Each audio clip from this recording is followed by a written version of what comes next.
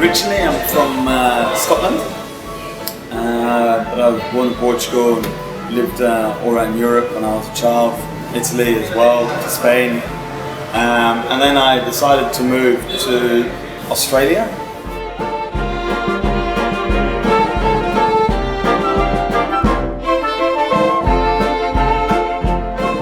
Well, after travelling around Asia for quite some time in the past 2 years and doing a little bit of research, I realised that after going to Bangkok, Singapore, Hong Kong, KL, and of course Jakarta, that there was this new trend coming through, especially in Jakarta.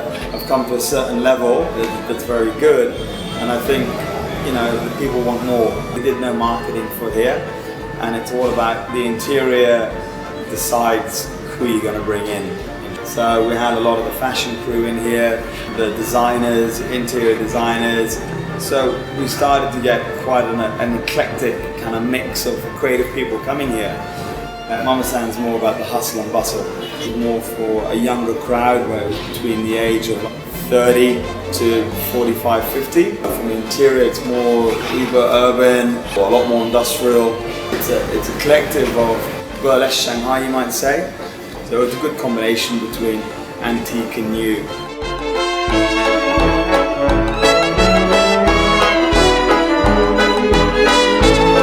The story behind Mama San is basically I started last year to bring in street food chefs. I went around Cambodia, Laos, Thailand, Hong Kong, China, and sourced a few of these people. And so I actually brought them back to Bali. So I cooked with them for 3 or 4 days in their country of origin. The majority of these people were much more older people. They're all in their kind of 50s and 60s. So then hence why we decided to call it Mama San, because it's the lady of the East, or the lady of the gentleman's club, looking after the young. So hence why basically it's more about the nurturing side of it. So that's why we came up with Mama San.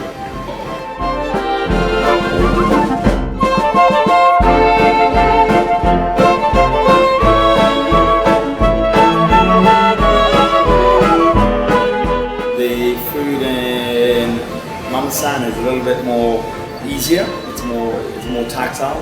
Everybody can eat it. It's not too spicy. It's not too this. It's not too that. Where Sarong's a little bit more fine dining. It's a little bit more classic. It's what you expect when you come to Bali. It's that whole outdoor living, big chandeliers, a lot of space. Sarong, the expats there were a little bit more older expats, more 45 to kind of 60.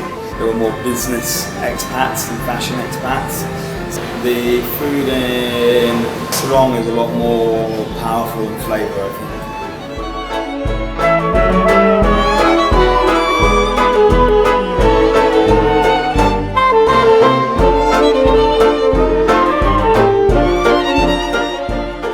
Travel is what keeps the restaurant alive.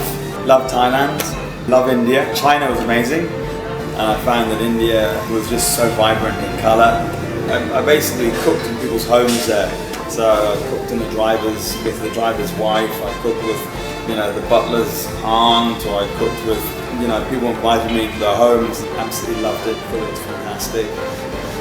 Without me travelling, I can't come up with new ideas. Without me travelling, the menu gets fairly boring. Traveling gives you inspiration for concepts and design. My whole travel experience is very much a heavy part of what we do here in both restaurants, Mama San and Sarong. This is Meyrick, and you're watching DestinAsian TV.